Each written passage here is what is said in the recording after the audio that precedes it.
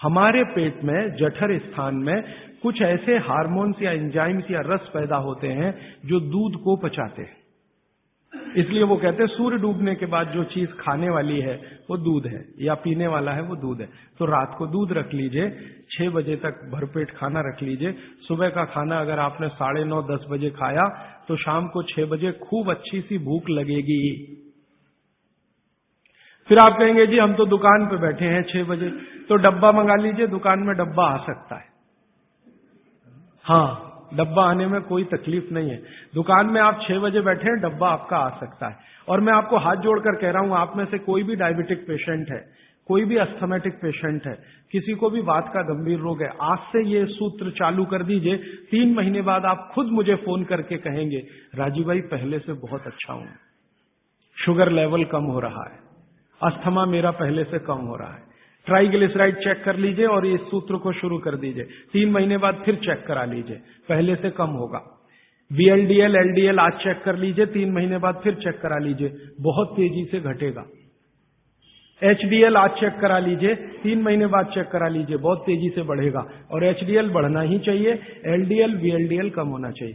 तो ये सूत्र भागवत जी का जितना संभव हो आप ईमानदारी से पालन करिए, वो आपको स्वस्थ रहने में बहुत मदद करेगा। अब इसके आगे का एक सूत्र भागवत जी कहते हैं कि जब भी आप खाना खाएं तो हर समय ये बात का ध्यान रखें, हर समय, कि 2 ऐसी विरुद्ध वस्तुएं एक साथ ना खाएं जिनका गुण और स्वभाव एक दूसरे के विपरीत है। 2 विरुद्ध वस्तुएं एक साथ कभी भी ना खाएं, ये है सीधा सीधा सूत्र। अब आप कहेंगे हमें पता नहीं विरुद्ध वस्तुएं क्या हैं। मैं कुछ विरुद्ध वस्तुओं की सूची बता देता हूं। डिटेल सूची तो भागवत जी ने बताई है। 103 वस्तुएं हैं जो एक दूसरे के एकदम खिलाफ है। 103 वस्तुएं। जैसे सबसे पहली वस्तु उन्होंने बोली है प्याज और दूध, दोनों एक दूसरे के जानी दुश्मन हैं। दूध और प्याज साथ में खाया तो 20 बीमारियां आने ही वाली हैं। सबसे ज्यादा बीमारियां आएंगी त्वचा की। आपको सोराइसिस होगा, आपको एक्जिमा होगा, आपको खाज होगी, आपको खुजली होगी अगर प्याज दूध साथ में खा रहे हैं तो कभी भी ना खाएं। इसी तरह से वो कहते हैं कि कटहल को क्या कहते हैं? कटहल समझते? जैक फ्रूट, दूध और जैक फ्रूट कभी ना खाएं, दोनों एक दूसरे के जानी दुश्मन। और दूध और ऐसा कोई भी फल साथ में ना खाएं जो सिट्रिक एसिड प्रधान है। सिट्रिक एसिड आप समझते हैं, संतरा, मौसम्मी, नारंगी, अंगूर, खट्टी चीज। एक खट्टी चीज तो आपकी बनाई हुई है, एक खट्टी चीज भगवान की बनाई। तो भगवान की बनाई हुई खट्टी चीज है, दूध के साथ जानी दुश्मन है। भागवत जी ने बहुत साल रिसर्च करके बताया एक ही खट्टा फल है जो दूध के साथ खाएं, वो है आंवला। आंवला, आंवला ही एक फल है, खट्टा है, सिट्रिक एसिड भरपूर मात्रा में है, विटामिन सी भरपूर मात्रा में है, कैल्शियम उसमें भरपूर है। यही एक फल है जो दूध के साथ जरूर खाएं। बाकी कोई फल जिसमें खट्टापन है वो दूध के साथ ना खाएं।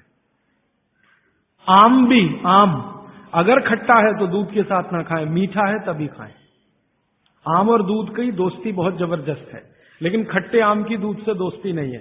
मीठा आम, एकदम मीठा आम, पका हुआ आम, उसी को दूध के साथ खा सकते हैं। एक और उन्होंने गिना है, वैसे तो आप जैन हैं तो ये बात आपके लिए लागू ही नहीं होती, लेकिन जैन नहीं है इसलिए कह रहा हूं। तो कभी भी शहद और घी एक साथ ना खाएं। दुनिया का सबसे खराब जहर है ये, शहद और घी। शहद घी साथ में ना खाएं। शहद खाना है तो घी ना खाएं, घी खाना है तो शहद ना खाएं। इसी तरह से उड़द की दाल और दही गलती से भी साथ में ना खाएं। उड़द की दाल, वैसे तो मैंने कल बोला था द्विदल, द्विदल में सबसे खतरनाक है उड़द की दाल।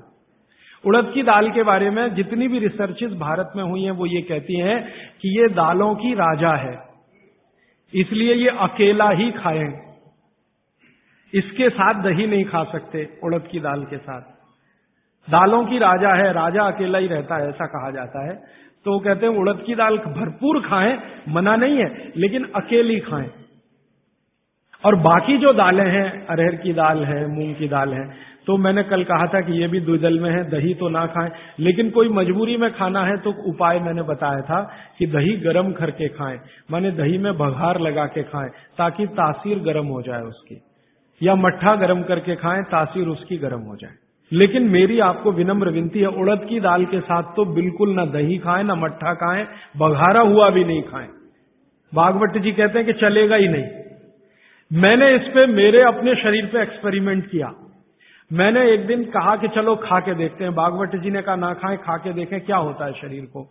तो मैंने खाने से पहले मेरा ब्लड प्रेशर चेक किया और उड़द की दाल खाने के बाद दही खाया और फिर ब्लड प्रेशर चेक किया, तो मेरा ब्लड प्रेशर 22 से 25% बढ़ा हुआ था।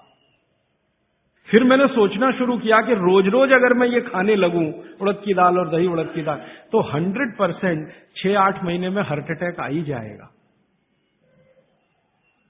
इसका मतलब माताओं बहनों से हाथ जोड़कर निवेदन है, दही बड़ा कभी भी नहीं, क्योंकि दही बड़ा में उड़द की दाल का बड़ा अगर है तो दही बिल्कुल नहीं।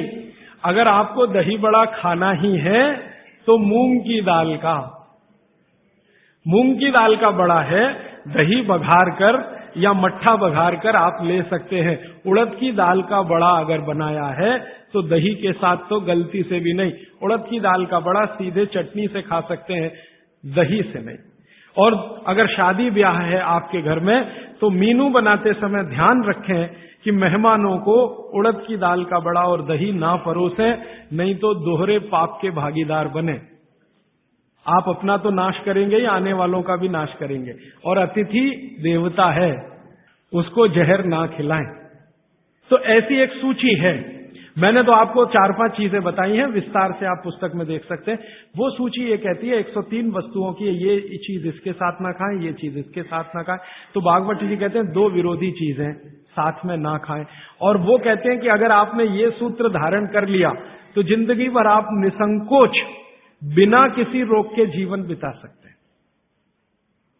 तो आज का एक सूत्र मैंने बोला, फिर ये दूसरा सूत्र हुआ, अभी तीसरे सूत्र पे चलता हूं आज का। भागवत जी कहते हैं कि खाना आप जब भी खाएं तो उसको जमीन पर बैठकर ही खाएं, जमीन पर बैठकर खाएं। मैं जैसे बैठा हूं ना, इसको आयुर्वेद की भाषा में कहते हैं सुख आसन। ये आसन में खाना खाएं। क्यों खाएं जी, प्रश्न आएगा आपके मन में। तो भागवत जी समझाते हैं कि जब आप इस आसन में बैठते हैं, सुख आसन में, तो आपके शरीर का जो जठर है ना, ये जो है सबसे ज्यादा तीव्र है। और इस आसन में इसकी तीव्रता हमेशा मेंटेन रहती है। आप अभी कुर्सी पर बैठे हैं, इसमें तीव्रता घट जाती है, और खड़े हो जाएं तो बिल्कुल कम हो जाएगी। कारण क्या है? आप शरीर के बारे में थोड़ा जानते हैं ना, हमारे शरीर में कई चक्र हैं। एक चक्र जो है ना, ये जो पीछे है, जहां पर आपका हिप जॉइंट्स और आपका ये जो मन का होता है, जहां मिलते हैं, वो सबसे महत्वपूर्ण चक्र है। ये प्रदीप्त होता है तभी, मन दीप्त होता है जब आप इस स्थिति में बैठे, और इसका जठर पर सीधे असर है।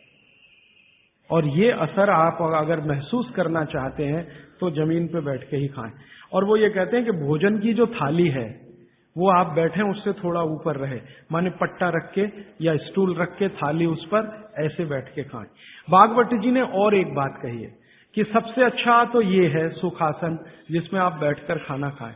वो कहते हैं और एक आसन है जिसमें आप खाना खा सकते हैं, बाकी किसी में भी नहीं।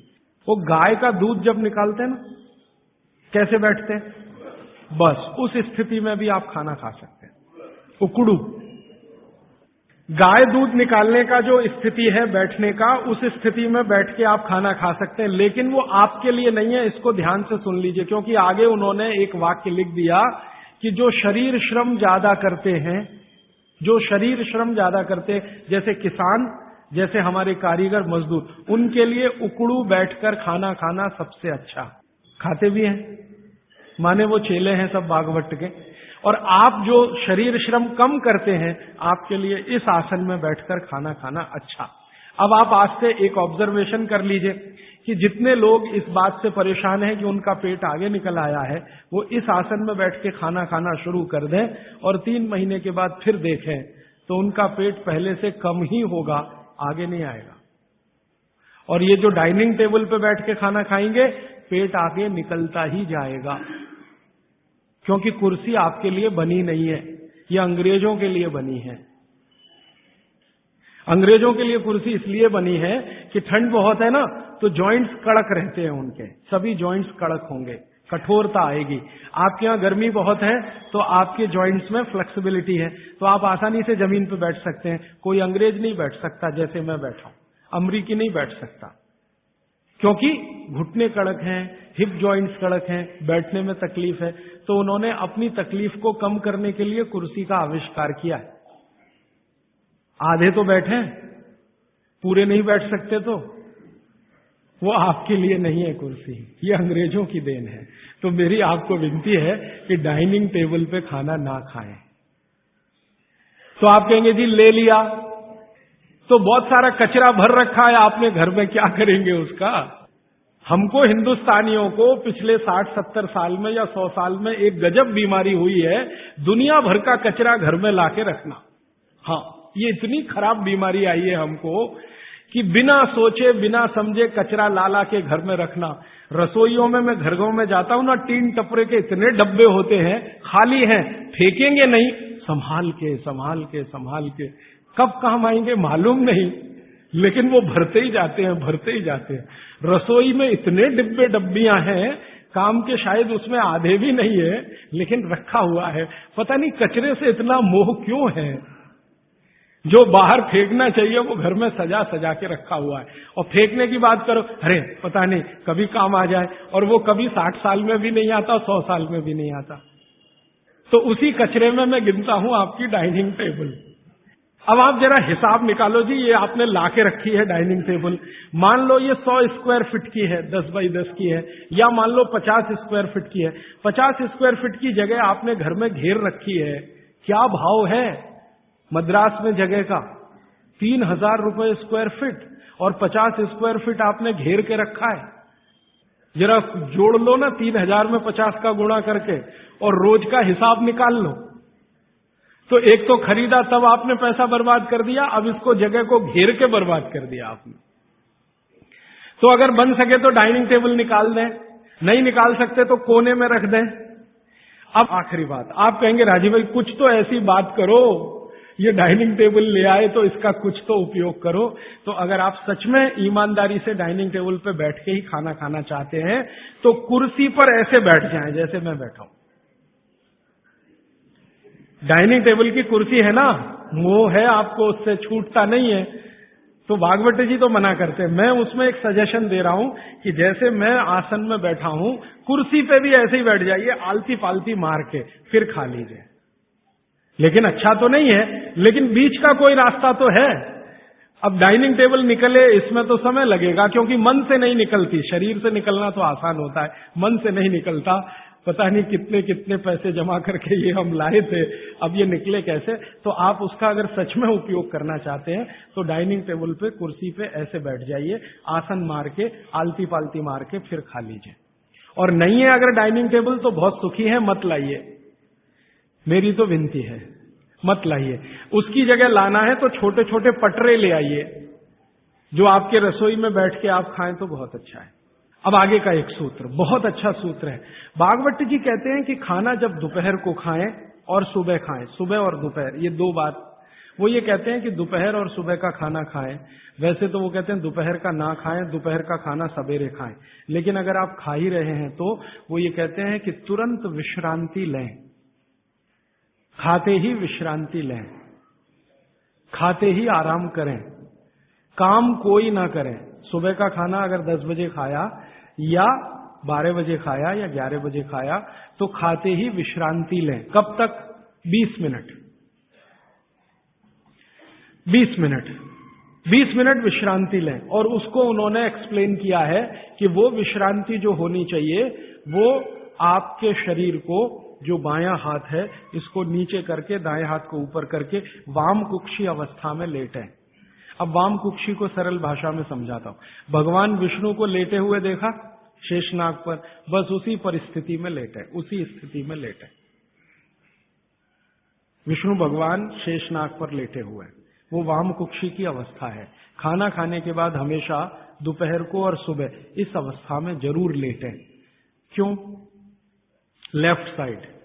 आप जानते हैं हमारे शरीर में 2 नाड़ियां हैं, वैसे तो 3 है, 3 नाड़ियां, एक सूर्य नाड़ी है, एक चंद्र नाड़ी है, एक मध्य नाड़ी है। ये जो सूर्य नाड़ी है यही भोजन को पचाने में मदद करती है। सूर्य नाड़ी तभी चलती है जब आपकी चंद्र नाड़ी कम हो।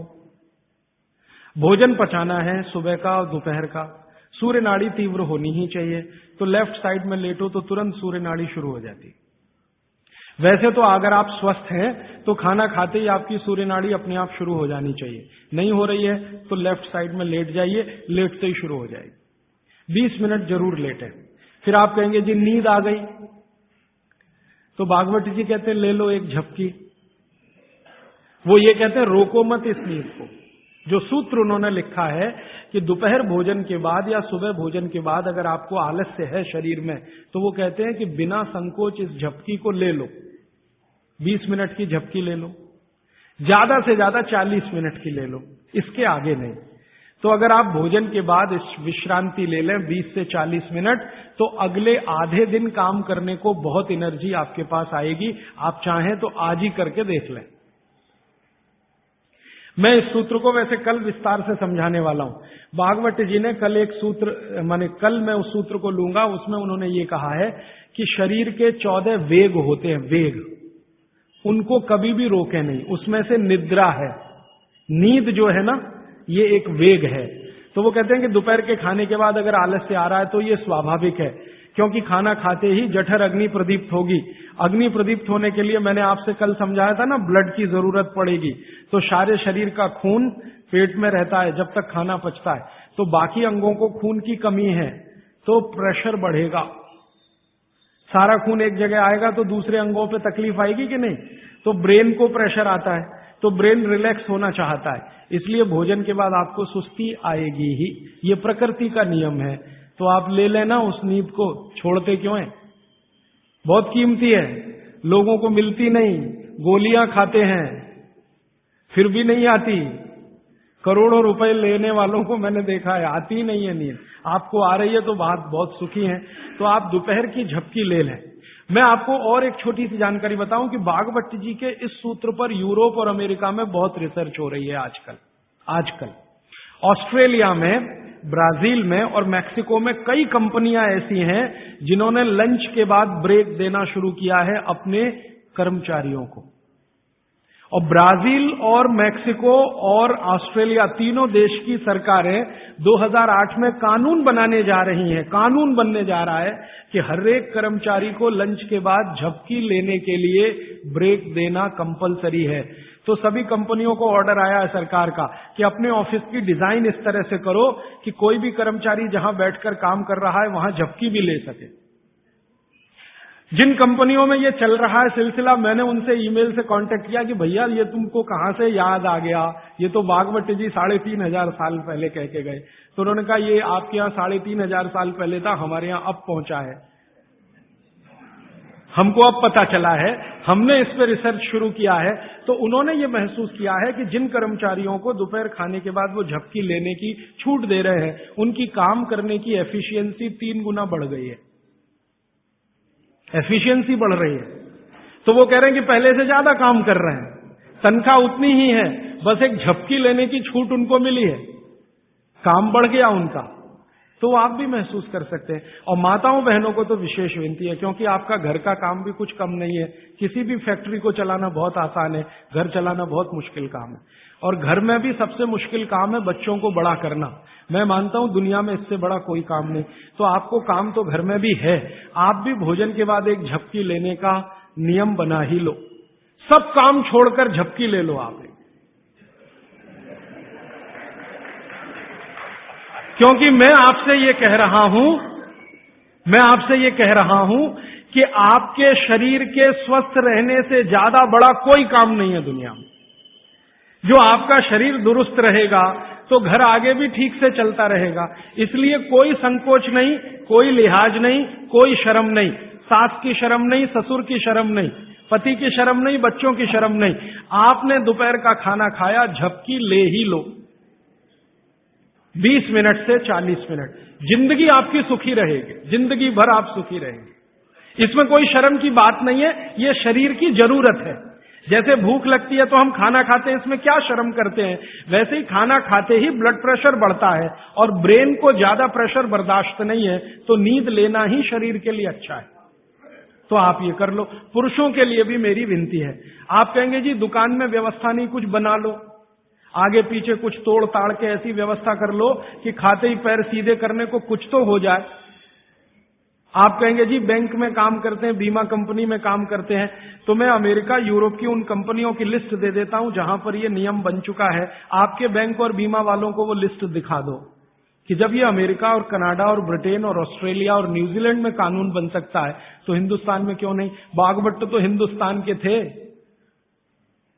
तो आपकी बैंक और बीमा कंपनियों में भी कोशिश करो। लेकिन आपको मालूम है ये जो हमारा बीपीओ सेक्टर है, यहां तो हो गया है, गुड़गांव में चालू हो गया, उन्होंने चालू कर दिया, दोपहर को खाने के बाद झपकी लेने की छूट देना शुरू कर दिया।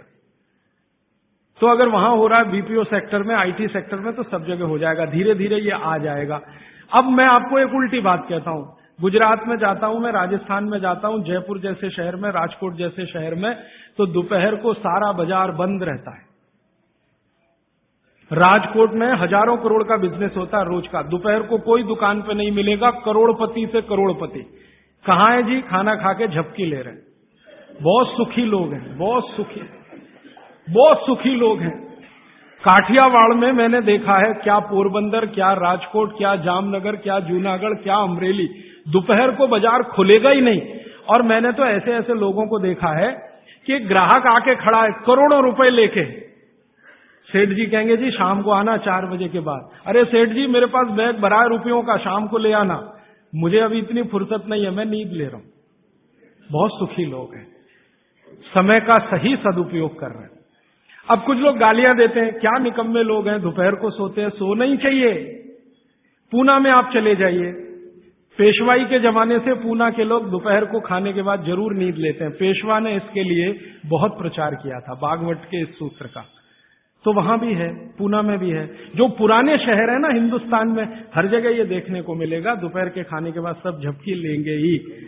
तो कर्नाटक में भी है, तमिलनाडु का मुझे मालूम नहीं क्योंकि ज्यादा मैं घूमा नहीं। लेकिन आप ये ध्यान रखो कि ये जो नियम आप पालन करो तो ये प्रकृति के अनुकूल है, शरीर के अनुकूल है, इसलिए इसमें शर्म नहीं, झिझक नहीं। अच्छा, अब इसका उल्टा सूत्र है आगे का।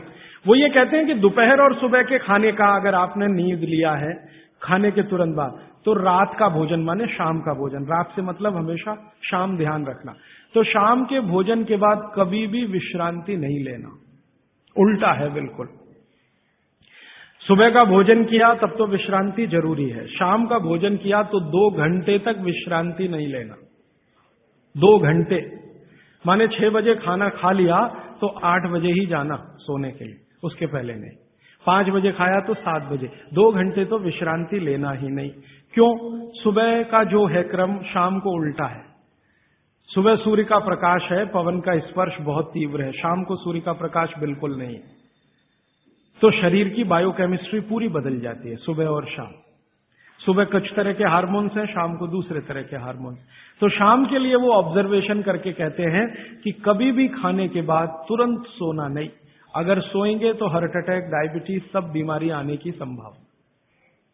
तो शाम को खाने के 2 घंटे बाद तक ना सोएं, सुबह खाते ही जरूर विश्रांति लें। अब आके एक तीसरा सूत्र उन्होंने लिखा है, दोनों को शायद मिलाया उन्होंने, वो कभी भी एक्सट्रीम पे नहीं गए भागवत जी, बीच में ही रहे, मिडिल मार्ग हैं, मध्य मार्ग है। वो ये कहते हैं कि सुबह और शाम को अगर जो आप ये दोनों नियम पालन नहीं कर पाते किसी कारण से, करें तो बहुत अच्छा, नहीं कर पाते तो वो ये कहते हैं कि 10 मिनट के लिए वज्रासन में जरूर बैठ जाएं, सुबह और शाम दोनों। सुबह का नियम अगर आप पालन नहीं कर पाते, माने विश्रांति नहीं ले पा रहे किसी कारण से, और शाम का भी नियम पालन नहीं कर पा रहे हैं, 2 घंटे तक आपको सोना नहीं है किसी भी कारण से, कारण कुछ भी हो, तो वो ये कहते हैं वज्रासन में जरूर बैठें 10 मिनट। वज्रासन आप सब समझते हैं, ये ऐसे पैर पीछे करके बस 10 मिनट बैठ जाइए खाने के बाद, सुबह भी और शाम को भी। और प्राणायाम और योग में महर्षि पतंजलि ने कहा है कि भोजन के बाद जो किया जाने वाला आसन है वो ये एक ही है, बाकी कोई आसन आप नहीं कर सकते। और महर्षि पतंजलि कहते हैं, महर्षि पतंजलि वाग्भट के बाद के हैं, महर्षि पतंजलि कहते हैं कि अगर वज्रासन में कोई बैठता है तो शरीर बिल्कुल वज्र के जैसा ही होता है। वज्र आप समझते हैं, एकदम कठोर मजबूत। अब मैंने हिंदुस्तान के कई लोगों को देखा, गांधी जी को तो मेरी आंखों से नहीं देखा, शोभाकांत जी ने देखा है। गांधी जी घंटों घंटों वज्रासन में बैठते थे, घंटों घंटों घंटों घंटों। और आप देखो एकदम पतला दुबला शरीर और अंग्रेजों की लाठी खाने को हमेशा तैयार। वो वज्रासन की कृपा है गांधी जी। गांधी जी कोई आसन नहीं करते थे, कोई प्राणायाम नहीं करते थे, सुबह घूमने जरूर जाते थे, लेकिन हमेशा ये वज्रासन में जब मौका मिला बैठ गए, जब मौका मिला बैठ गए। और घंटों घंटों 3-3 घंटे तो लोगों ने उनको देखा बिना हिले डुले वज्रासन में बैठ के चिट्ठी लिख रहे हैं, किताब पढ़ रहे हैं वगैरह वगैरह। तो 10 मिनट तो न्यूनतम करें ही, ज्यादा से ज्यादा अगर आप कर सकें, समय समय पे वज्रासन में बैठते रहें तो शरीर की बहुत सारी क्रियाएं एकदम दुरुस्त रहती। ये 3 सूत्र हुए, और एक चौथा सूत्र बता देता हूं। हमारे भागवत ऋषि कहते हैं कि आप जब खाना खा रहे हैं तो खाना खाते समय आपका चित्त और मन दोनों शांत रहने चाहिए।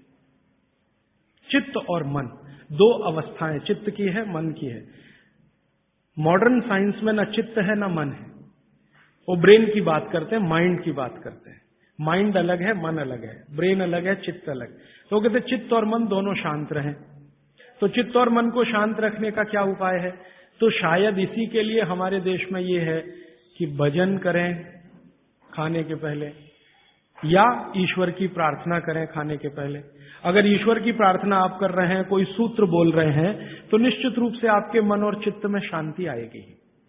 तो खाने के पहले मन और चित्त को शांत करें, भजन के द्वारा या तो भगवान की प्रार्थना के द्वारा, कोई मंत्र के द्वारा, कोई सूत्र के द्वारा, जैसे आप करना चाहें वो करें।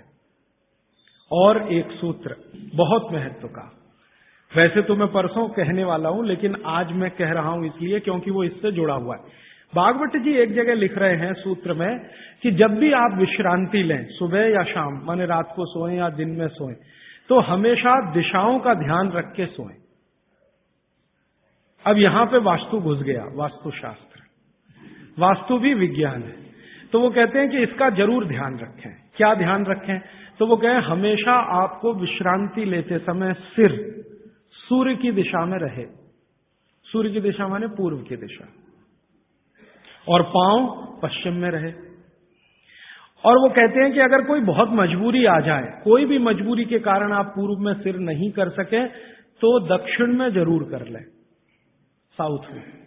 तो या तो ईस्ट और या साउथ।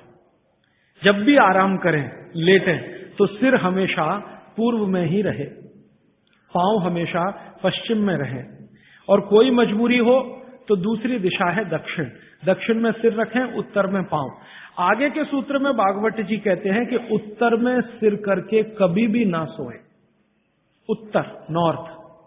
फिर आगे के सूत्र में लिखते हैं कि उत्तर की दिशा मृत्यु की दिशा है सोने के लिए। उत्तर की दिशा दूसरे कई कामों में बहुत अच्छी है, पढ़ना है, लिखना है, अभ्यास करना है, तो उत्तर में मुंह रख के करें।